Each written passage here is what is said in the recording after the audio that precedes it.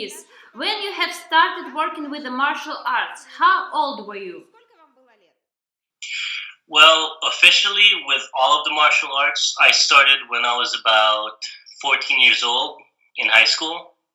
I studied Kaji Kembo, which was a martial arts that originated in Hawaii.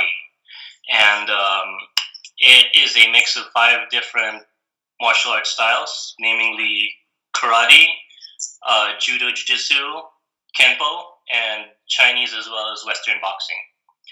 And that pretty much took me down the road that I did all the way until about 2011, where I realized that I was very fearful with knives. And then I cross-trained with my now close friend, Scott Babb. Jin, what actually pushed you to start working with the knives?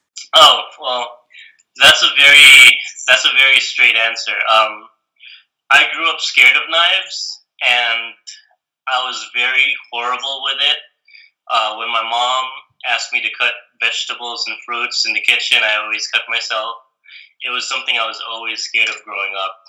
And through my training in Kaji Kembo, my instructor also knew Arnis Devano, Filipino martial arts. And when I started practicing with it, I saw how horrible I was, like pathetic.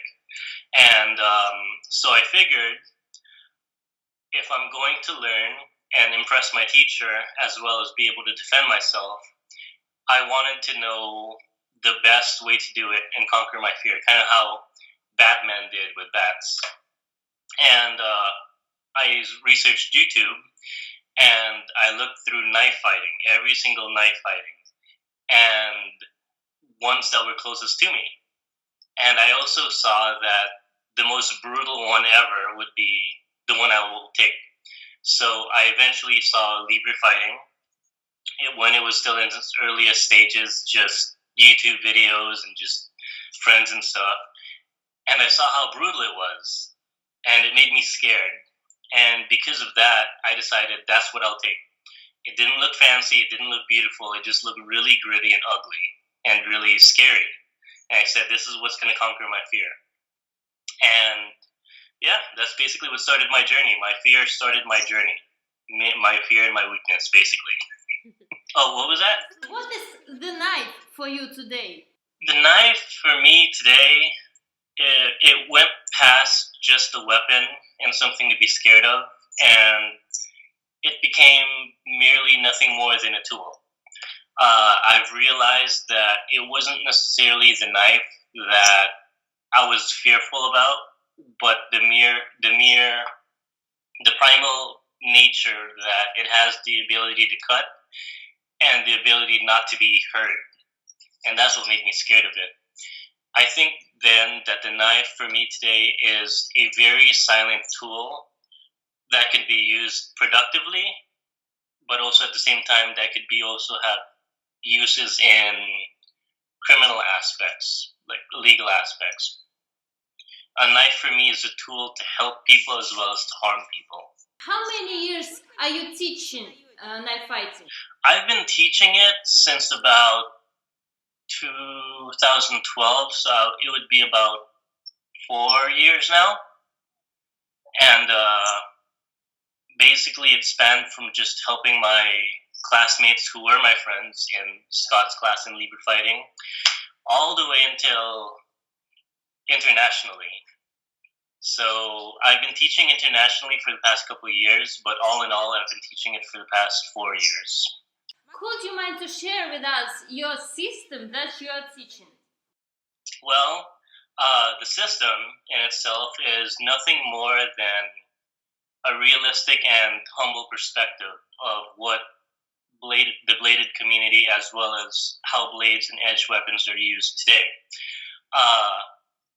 I like to think of it more of a mindset than an actual system, because different countries use the blade or have knives or edged weapons in different ways than other countries. Case in point, in the Philippines, they have bigger agricultural blades. That's also because most of them are used for farmland. But it makes very much sense that the ways that they would use the blade would be directly connected to how their clothing are like. They have thinner clothing because it's more hot, humid, temperate weather. Whereas here in the United States, we three of our four weathers are cold weather: jackets, long sleeves, thicker. So me and Scott wanted to be able to work around that. And what usually people carried here were smaller knives, pocket knives. And through testing, very strenuous, painful testing, we found out that small knives doesn't necessarily cut through jackets like we thought it would, just like the big agricultural blades. So our system, my system, developed around being able to use smaller pocket blades, which have better penetration than cutting. We studied the human body, so exactly where to cut. We did a lot of research with criminal elements. We saw basically CCTV like footage of actual crime assaults, knife assaults, people who we've seen on the YouTube where they got stabbed, those who survived, those who died. And we researched a lot of it until we found out exactly why did this person die? Why did this person not die? They got stabbed the exact same way. And a lot of our notions of how knives interacted with the human body stemmed from it, such as just getting stabbed in the neck. We thought, oh, people will die from that. But there's many, many cases where people didn't die from that. People who got stabbed a lot of times in the ribs. Oh, that's going to happen. It didn't happen. They got stabbed 40 times in the same place, they survived. Whereas a person got stabbed multiple times in multiple areas, did not survive. And from that, we found that we should be able to spread out the damage if we are going to be using a knife. Because the human body is amazing, and it has an amazing ability to survive. We studied human psychology during some of the YouTube videos that we saw, some of the cases that we actually have been described to us, where there were this type of scenario, that type of scenario, and what's the best way to say it? During those scenarios, we found out exactly how people reacted to how knives came into play. In low light, we found that people are attracted to shiny objects, so we have a lot of shining the blade and then doing something else, which we also attributed to some of the influence from the other arts that we liked and we attributed to ourselves. We also do a lot of boxing elements where if we are going to be using the knife, we would go towards the back, just like how boxers do. Because if the person's trying to be able to track us, they'd have to turn, and that'd always be one step behind us. So it's a term that we call puppet mastering, where we are able to control the opponent by getting into their head and being able to have them come to us. If a person would be a little too skittish and they would pull away, we would do things like step on their feet so they wouldn't pull away. And we also noticed that if we stepped on their feet, all of their brain forgot everything else and just focused on that foot trying to be pulled away. So I would have to say that, I can go on and on. For short, my system incorporates realistic methods of using the blade, as well as human psychology with how to be able to make the person move the way you want them to move, make them think the way you want them to think, make them feel the way you want them to feel. Jin, can you tell us, please, does it important to have psychological preparation before you start working with a knife? To be absolutely honest, I would have to say yes. The knife is a very effective tool to use, but also realistically, the use of the knife can be very traumatic to those who have no experience to the effects of it. in order to study the knife, you have to understand what the knife does to somebody and to yourself. Case in point, I would never tell anyone that if you were going to go into a knife confrontation, regardless whether you have a blade or not, as long as the other person has the blade, you have to expect to get stabbed or cut. It's very rare, if not an act of God in a way, that you will never get cut. You will. When you have a blade in play, there's going to be cutting. And it's very important to have the psychological preparation for it because you will see blood. You're not going to be seeing something like from a sci-fi movie like Star Wars where if you get cut, it just goes through everything. It may go through something, it may not go through something. If you hit a major artery, you will see blood. If you hit anything, just like if you're preparing meat for cooking, you're going to get to see the skin break, you may get to see fat, you may get to see other things. And it can be very traumatic for people. There are people who I have trained who unfortunately have had to use a knife on somebody overseas. And they told me what they saw. And I bring knowledge from those type of people to the other people that I train, and I tell them, you will see this, you will see that. Even if you go through just YouTube or Google and you see knife assaults, such as one that I have seen on video where a taxi driver got stabbed in the neck by somebody who's trying to steal his money. And it was a very good, maybe 3 minutes or so before the person actually exited the vehicle and the guy was holding his own neck and blood was coming out. It totally contradicts everything anyone would think about, where if you get stabbed in the neck, you just fall over and die. You don't. You don't fall over and die. And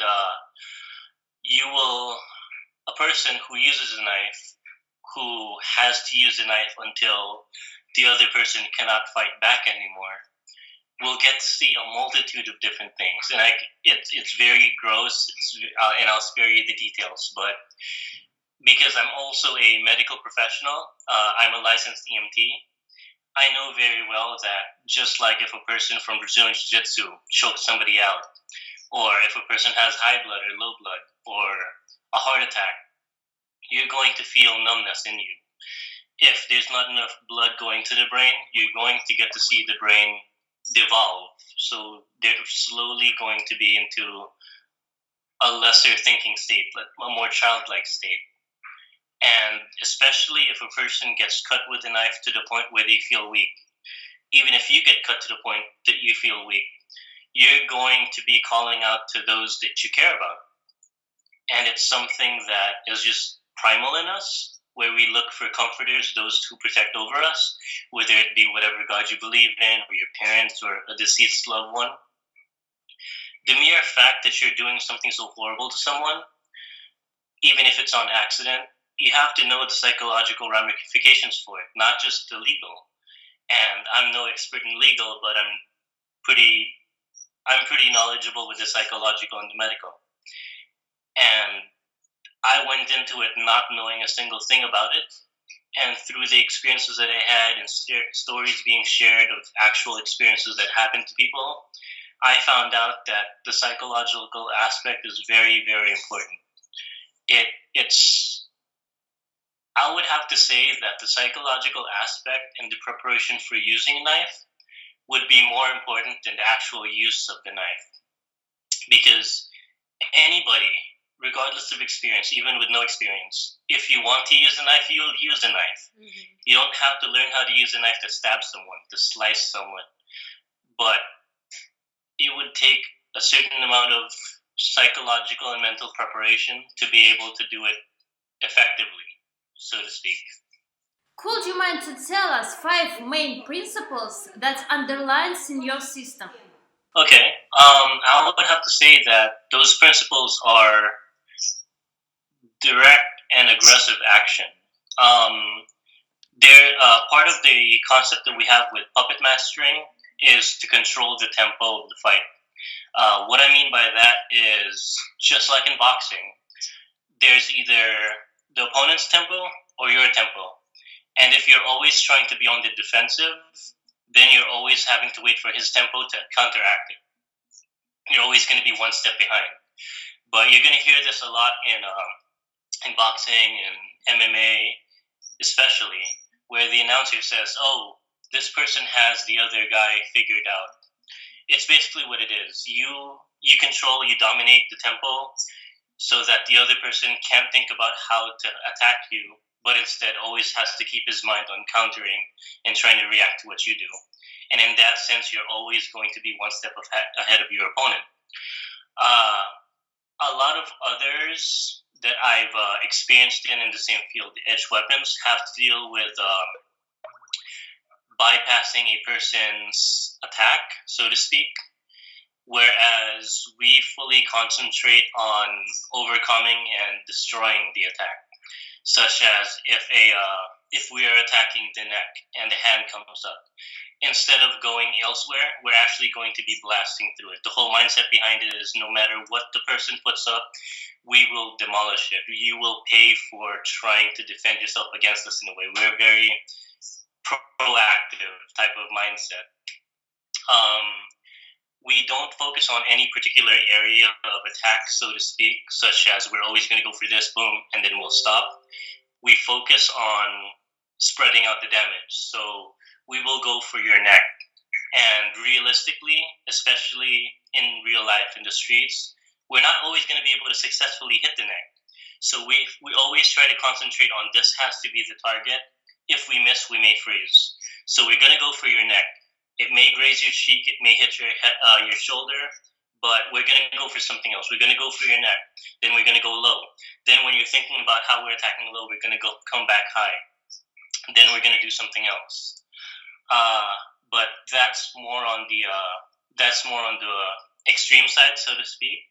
It could be as simple as doing things to psychologically impair you from doing something. A lot of people say, don't bring a knife to a gunfight, basically. And that's very true from range and from the sheer technology of it. But as an example of a less lethal way to do something, if you so happen to have no choice but to use an edged weapon to be able to give you an edge versus somebody who has a gun, if you make a cut to their eye, even if it's not really deep, or if you go and by circumstances happen to cut a piece of their ear off, or it slides up and it cuts their ear, their hands are no longer going to be on their weapon.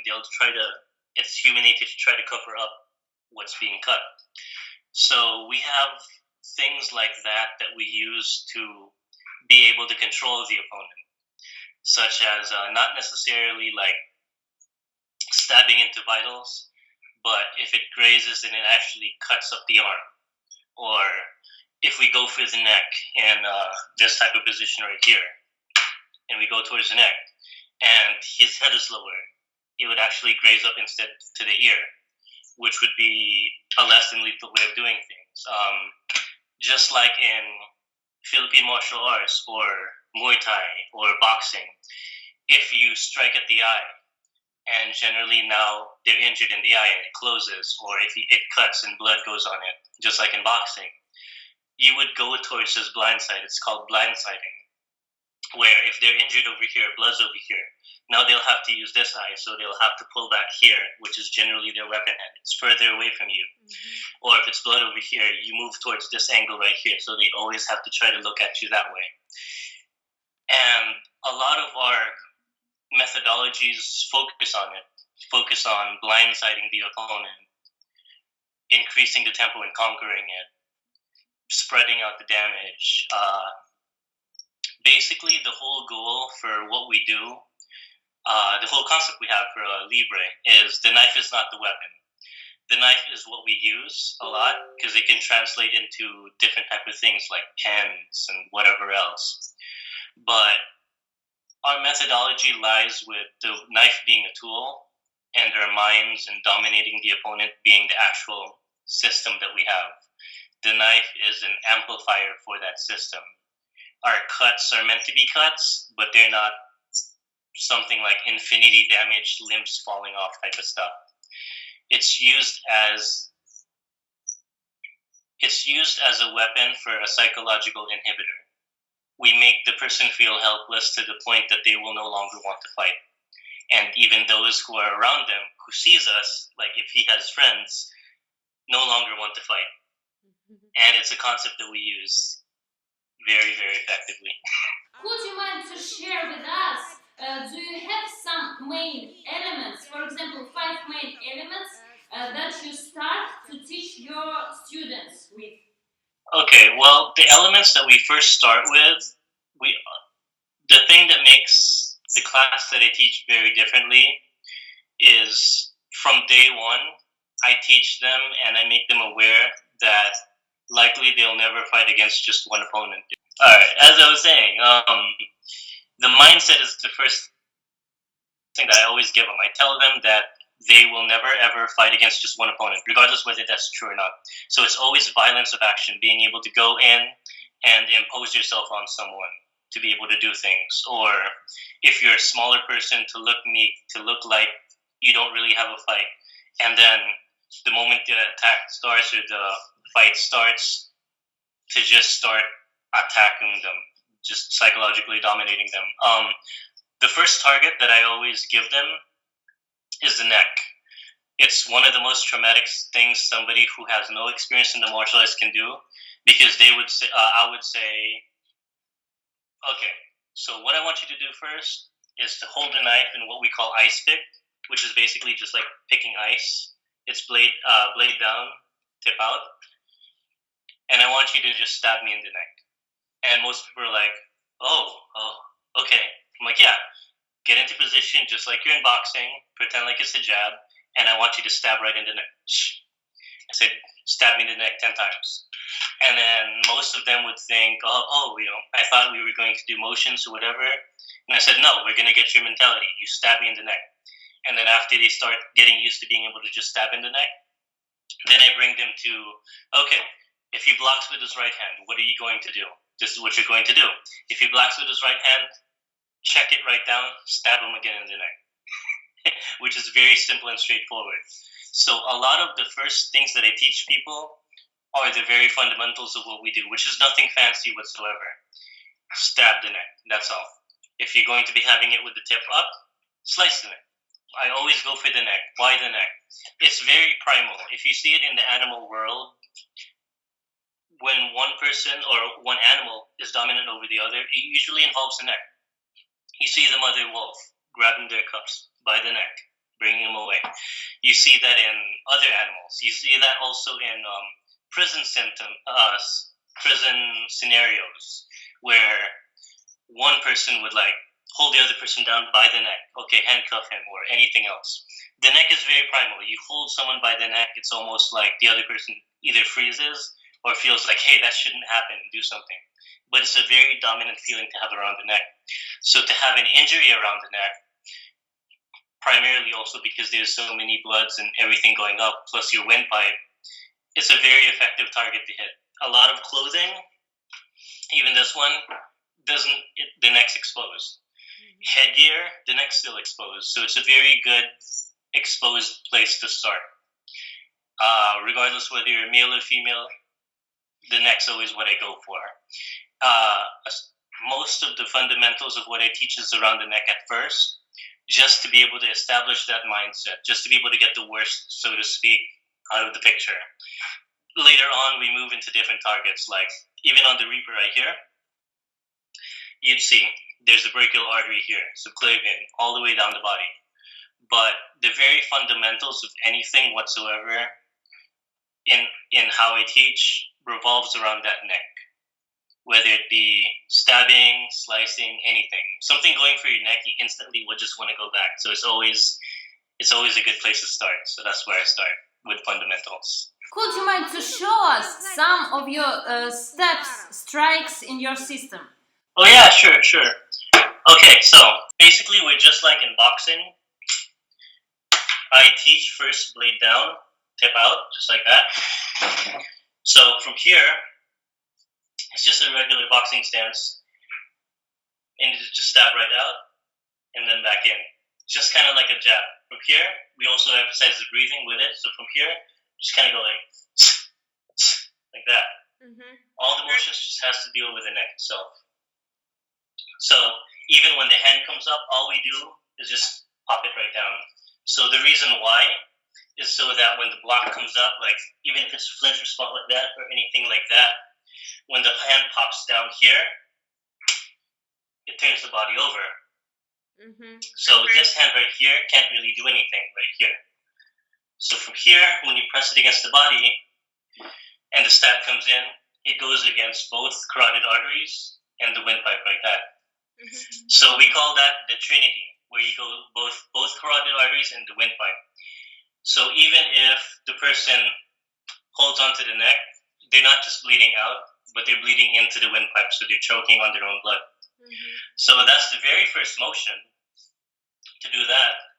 But then I also say, if it so happens that after you block and it's not turned all the way and the other hand comes up, we just pull that other hand this way and re-stab the neck.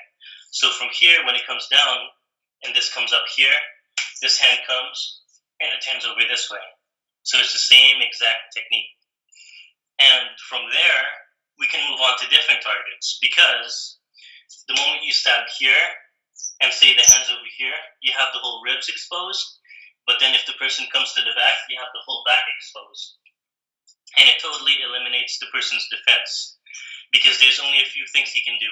He can try to reach out here to bring him here, or if ever he panics, he'll try to turn around to try to do something here, and the whole back's exposed. And there's nothing really much he can do.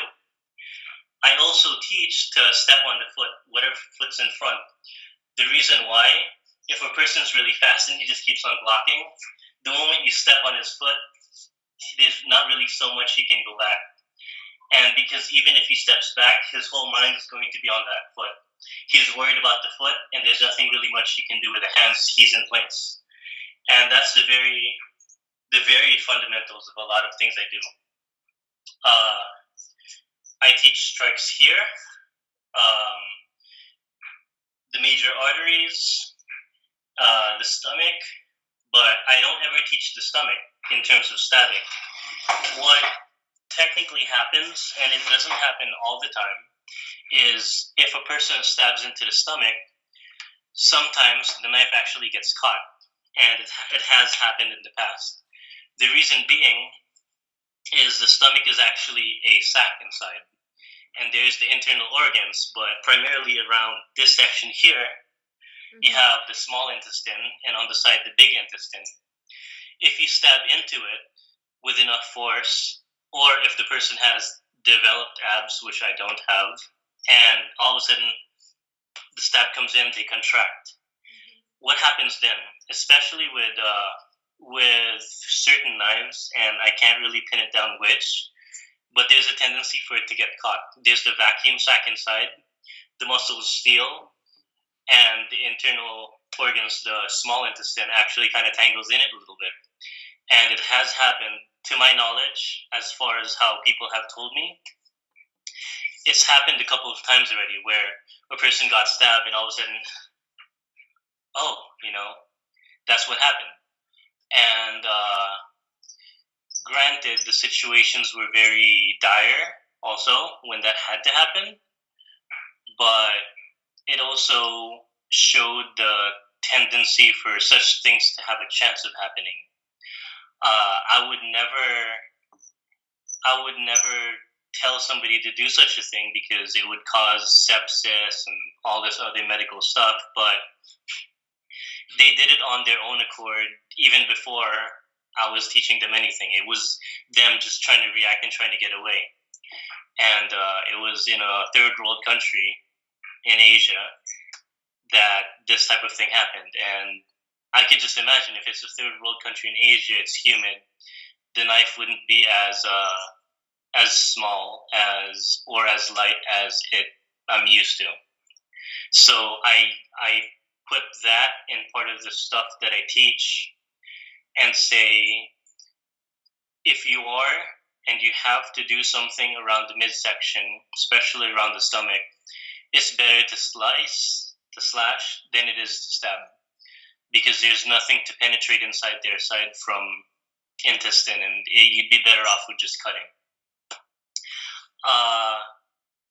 Also, I would have to say that in terms of the fundamentals and how I teach in the stances, I would never, or I would very rarely have the knife behind me. The reason why isn't necessarily because it's further away from the opponent and stuff like that, even though those are very valid ways of thinking about it. It's just that because the mindset that I give them and the mindset that I have is very proactive and very attacking-like, it would be best for me to start with the bladed forward so that there would be no tempos established. My main use for a confrontation, if I have a blade in play, is to use the blade and to use all of the rest of my weapons, my limbs, my hands as a secondary in order for me to be able to get the blade into play. Such as sometimes if I have my blade in my pocket and I need to get to it and I can't just pull it up because he's coming towards me, what I would do is I probably would give a kick forward, boom, just to be able to pull this out, and then I would maybe use my hand as something for him to focus on top. So I might from here, if I happen to step back, boom, I try to pull my blade out, I'd actually go here, boom, kick, and I'd use this as a hammer fist as I pull the blade out here, boom, here. Or if another time that you'd see me step back is if I'm trying to go forward and I'm trying to get him to come to me. If a person's a little too scared, always backs up, I would pretend to retreat by taking a step back, and as he's coming forward this way, I meet him and immediately hit. If I were to have my hand back this way, and my whole goal is to use my knife, merely stepping forward would give them a tempo. And unless I reinforce that with something else, either my hands, my legs, or something, it'll be something that would be more likely to be caught on by them, which would be very dangerous if they have a blade as well. And another reason why I teach blade forward is because generally, and I use a lot of boxing references because the one who taught me has knowledge with boxing. And as a kid, I also kind of studied a little bit of Jeet Kune Do. Nothing official, just through books. I was a huge nerd. And the backhand in boxing generally are power hands. The front hands are usually fast, back hands are usually power hands. And if I'm using my left hand, which would be my open hand, as a way to bypass or to control the opponent, it would be logical for me to use it as a backhand to give it more power. Whereas the front hand, which has the knife, which would be the penetrating object, I would want it to be faster, hence why I would want it also forward. Jin, do you have any certain tactics and strategy in your system? I do. I always, with the ways that I teach people as well as the ways that I do it myself, I always try to have the eyes fooled. Part of one of the things I enjoy doing, but I'm really bad at, is I try to be a street magician, and I fail. But the concept behind it's still the same as using it in an offensive bladed way, which would be just there's other systems out there that do this too. So I'm not the first, and the people that I know are not the first. But to be able to make the person think that the most dangerous aspect of you is coming one way and then a striking in another way is definitely something that I love incorporating. Such as I would feint going to the eyes just for the hands to come up, just like with any other martial art, and I would attack low. I would flicker the blade to the side so his hands would come this way, and then strike from a different angle. The tactics that I use, again, are a lot with controlling the opponent, faking him out. I would attack a lot to the top and then make his mind go there. All of a sudden, I would just kick him on the shin just to make his mind go elsewhere. And then when his mind's focused on the really painful shin kick I gave him, I would attack back on top. And then now he's thinking about two things. His mind's divided. I would go to the side now. I'd fake to the side, or I would attack from the side. So now he's worried about other stuff. And now when he's worried about all of those stuff, I would do a slap to the face. Now he's thinking about everything all at once. He freezes. He doesn't know what to do now. That's when I attack again to the top. So a lot of the tactics that I use and I teach has to deal with making my students make the opponents focus too much on everything else that they just freeze. And then you could just attack them whatever way you want. For today we have such a situation when, for example, one person, he is studying, he is training in the gym for 3-5 years of the knife fighting, but when he goes on the street and he faced the real street fight with a knife, he doesn't know what to do. He just freeze, or he just run away, or just he doesn't know what to do. How do you think? Why does it happen? Well, there would be many answers to that, and I can give you a couple. Just for the most part first, I want to give a disclaimer that my mouth always gets me into trouble, and it has been for a lot of different ways, maybe because of my youth. But one explanation I can give is what he's training for isn't suited for the reality that he's in. Case in point, if a traditional karate person studied traditional karate under traditional settings and studied that for 10 years, and yet what he faced wasn't something that he was studying for a time period or place or anything, naturally he would not be able to face with confidence what he'd be confronted with. Same with the knife. If I trained in a way that was outside of what I had to experience out the door, then I would most likely, like most people, either fail at the situation or decide to run away. And there's nothing wrong with running away. In fact, I definitely advocate it because I tell my students, if you don't run away because you have no chance to, fight and expect to get cut. And expect to get hit. But if you can, try to run away. That's what I tell them. Which is very funny to say as a person who teaches people how to use knives. I don't care if you have a knife. If the other person has a weapon, run away. If not, fight. That's all. Okay. And another explanation I can give is the other guy might look scary. And he might look scared, so he would run. But at the very end, no matter how much training you get, reality is always going to give you a surprise. It's never going to be how you train for it. No matter how perfect, it's never going to be perfect out there. So that's another reason. So there's like 3 main reasons. How do you think? What actually pushed the people that they decided to start working with a knife? I would have to say that it's either because of their occupation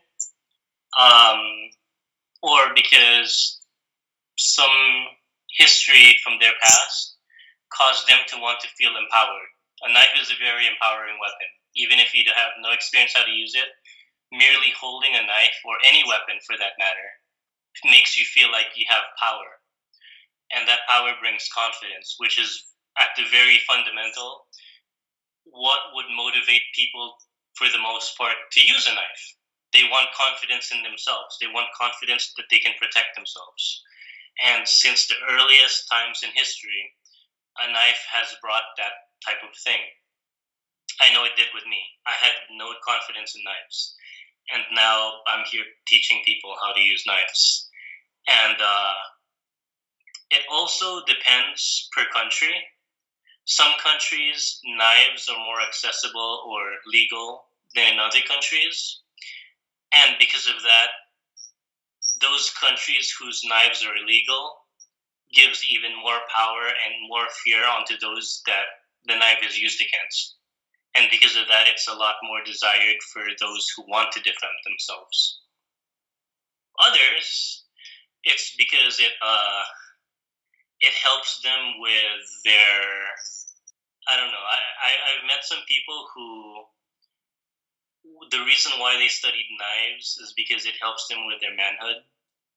And it may be wrong, but it's also a real reason for some people to want to learn how to use a knife. Jin, how do you think why today we have such a situation when there are a lot of teachers of knife fighting?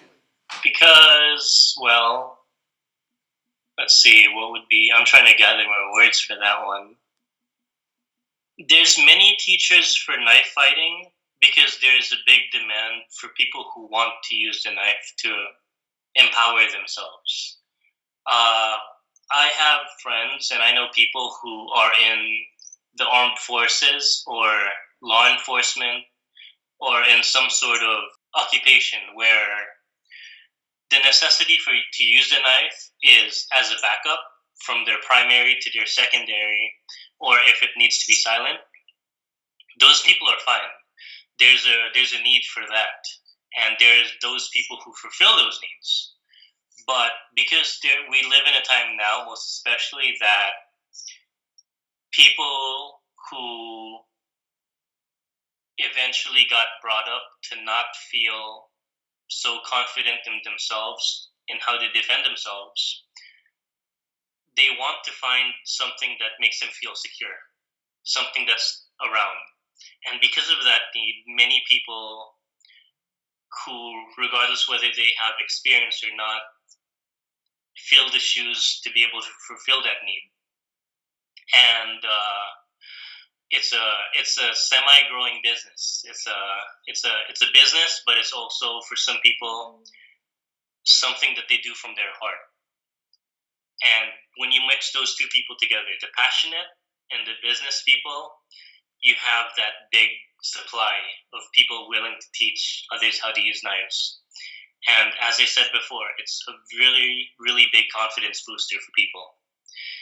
The trick, though, is trying to find the right teacher, because there are teachers who can teach you, and there are teachers who are willing to teach you. Mm-hmm. And the difference between the two, the teachers who can teach you may teach you something, but it may not be as effective to what you need. And the teachers who are willing to teach you something may be able to teach you something, but they're always open to understanding how things are for you so that they could change it or fix it for you. And that is why there's so many teachers in the world.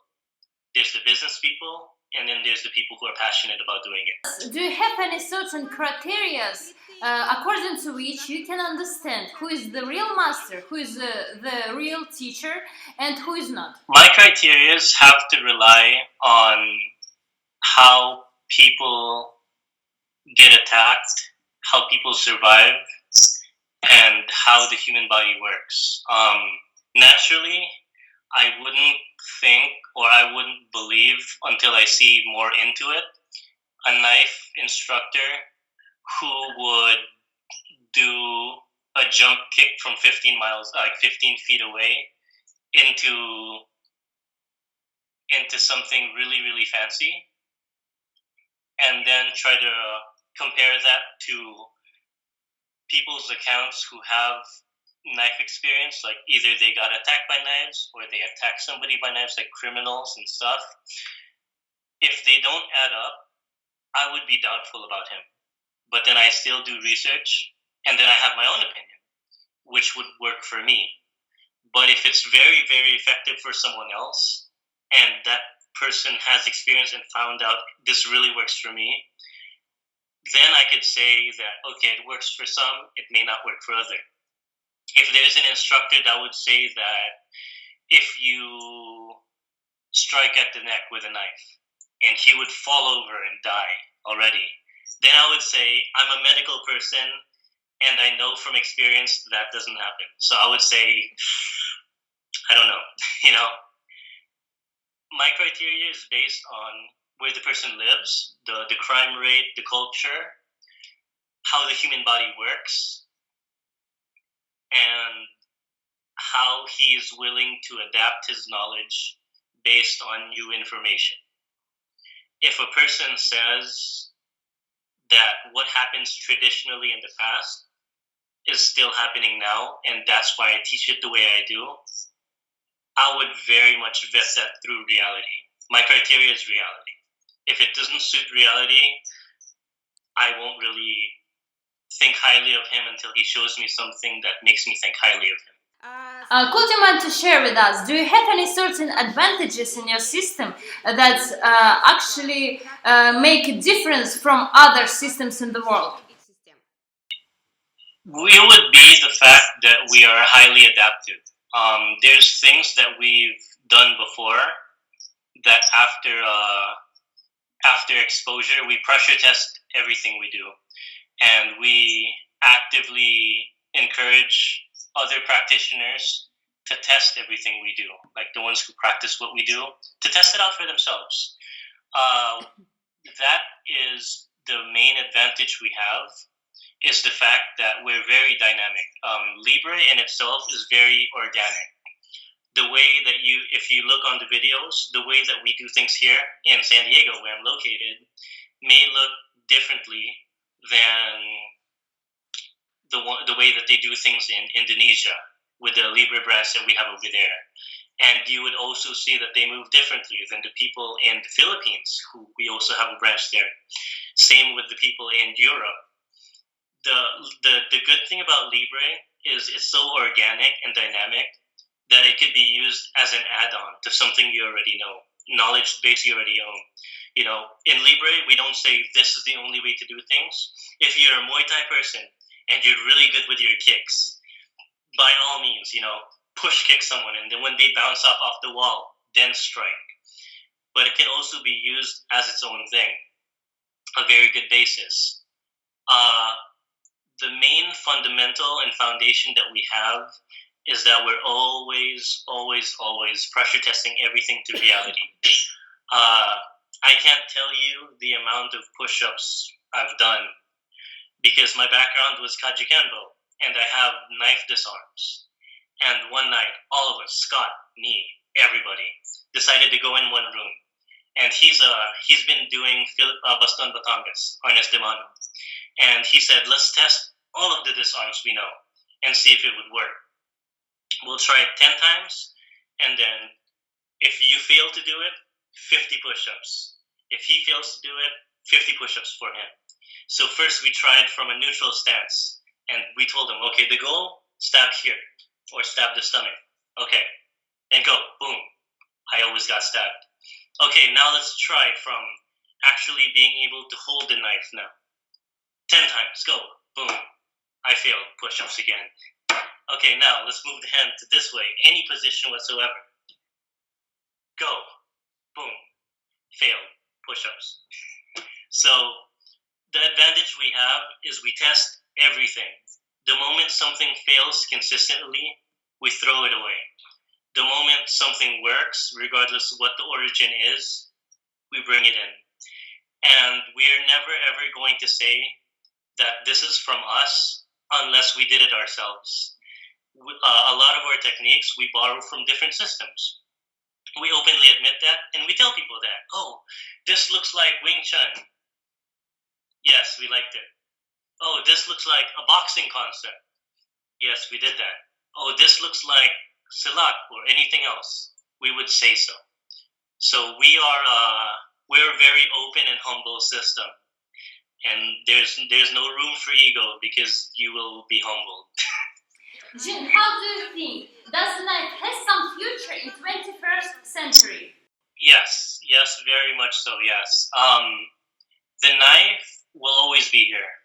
Bladed weapons, the bladed culture, the tool, it's always been here since as far back as anyone can remember.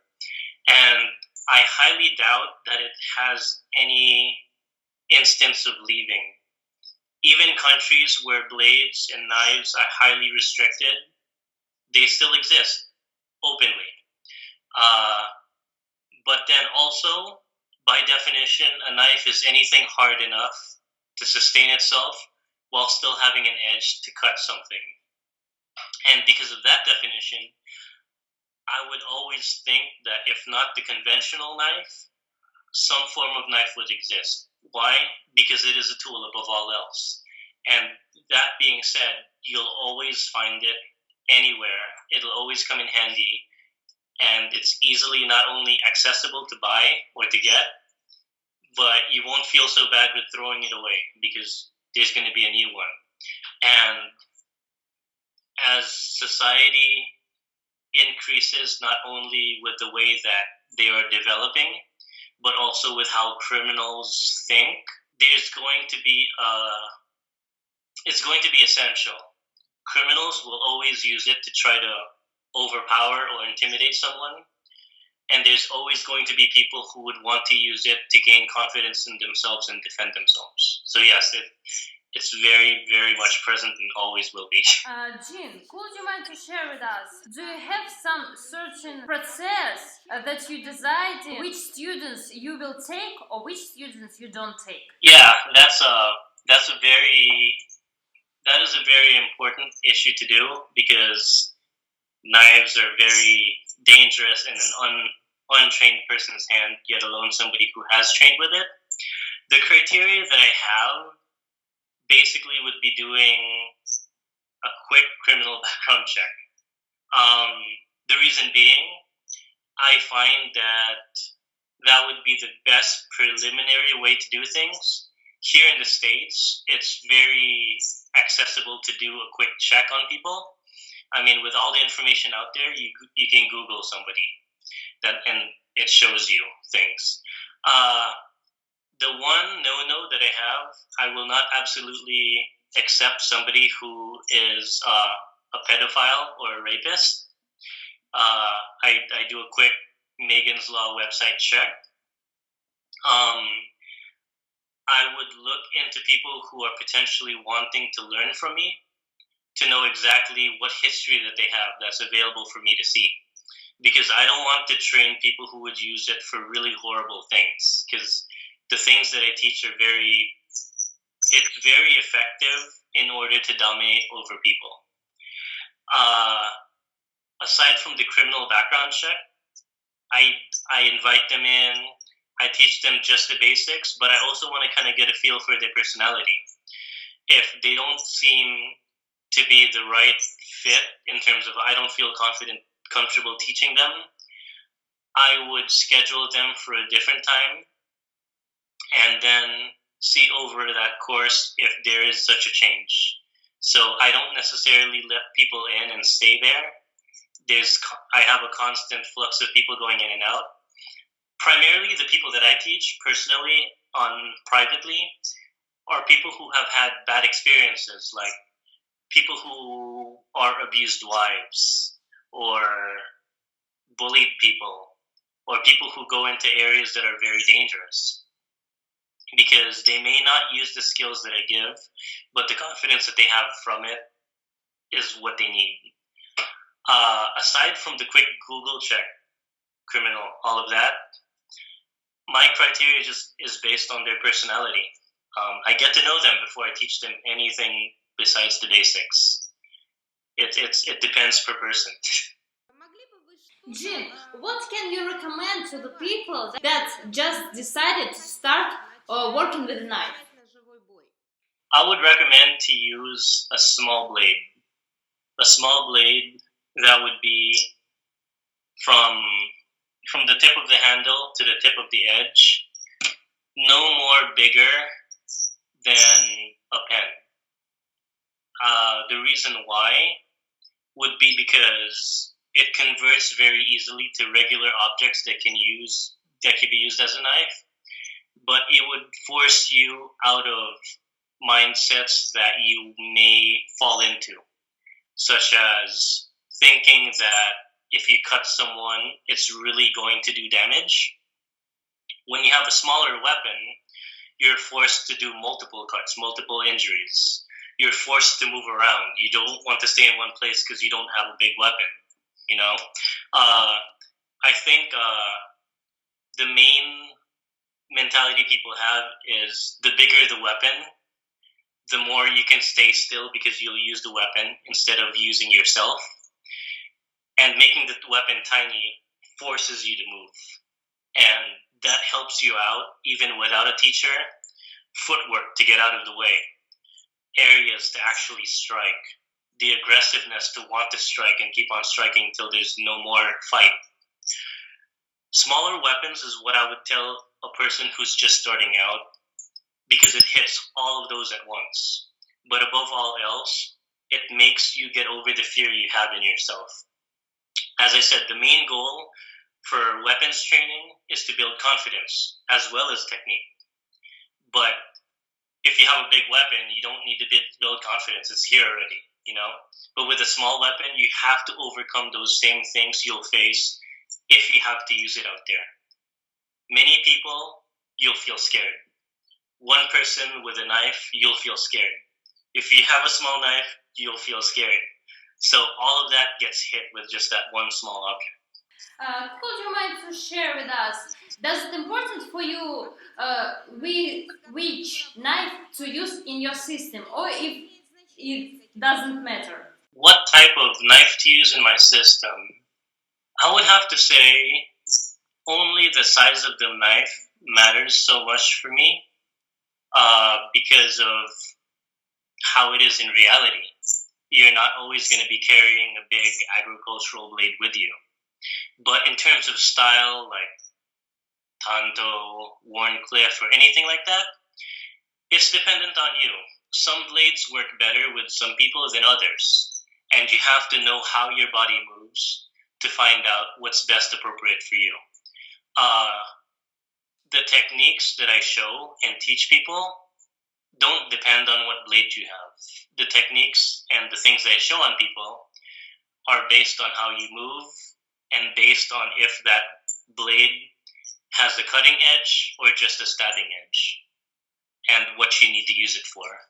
So aside from size, there's no other requirement I have. Do you have a history how you decided to make your own system?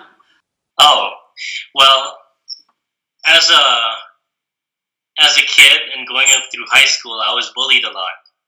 And that caused me to, by my mom, learn Kajukenbo. So my foundation had a lot to deal with my instructor, who was very realistic with his training. And also, incidentally, if you haven't noticed yet, that's the reason why I'm missing a tooth right now. Because during my test a couple of years ago, I was exhausted, and one of the visiting black belts decided to spar me and dribble my head on the floor. And I had a crack that I never fixed because I wanted a memento. And incidentally, a week ago, when we started contacting each other, I sneezed and my tooth flew out. So anyways, so my foundation is Kajukenbo, a lot of rapid hand strikes, a lot of kicking to the groin, and striking is very similar to how I teach in my system. And later on, I found that I was really horrible and scared of knives. So I researched and I found the school that seemed to be the most vicious looking for me to get over my fear. And going up through that system and becoming really good friends with all of them, I ended up being able to be an influence to test out and make suggestions into things, because the material that they worked with was open to me as well. And I eventually made really good friends with not only the founder, Scott Babb, but also other individuals who ended up becoming part of the big family, such as people like Ed Calderon, who's really also big in the knife industry as well as elsewhere. And through them, I found through their experiences as well as other students what was happening in the world everywhere. And through that, because I had my own school, I decided to slowly incorporate that into a point that it became very fundamental with mine. And a lot of people were not willing to listen because they spent so much time doing something that it was hard for them not to do it anymore. But aside from that, I also found a lot of people who had experienced negative experiences with it that got more prepared because of me. And they said, hey, this actually worked. Or, hey, oh my gosh, I can't believe it. I've been doing this so long and it's different and stuff. And that gave me the motivation to continue teaching it. Because I found through my own journey of trying to better myself that there were people who felt at one time they had no help whatsoever, who for one reason or another decided to do something else. And I made them confident enough to be able to go through life and be able to defend themselves. And I've had people from different backgrounds, such as former drug users and battered wives, and just people who got bullied like me. And now they're living their life not only more confident, but they tell me, hey, Josh, those things that you were teaching me, I was over in a bus, or I was over somewhere else, and I actually saw those things you were teaching me. And lo and behold, I got to avoid that situation, and I found out later on in the news that was actually a bad guy who did something. And I just wanted to thank you for that. And there's some people who've been giving me kind of like trinkets here and there, kind of like as a thank you, which I love. I love it because I love hearing their story. Sometimes I'm kind of with the trinkets, but whatever. So my motivation for my school, how I did it, is because it helped me, and I saw how it helped others, and I'll continue to do that as long as I can help someone. So yeah.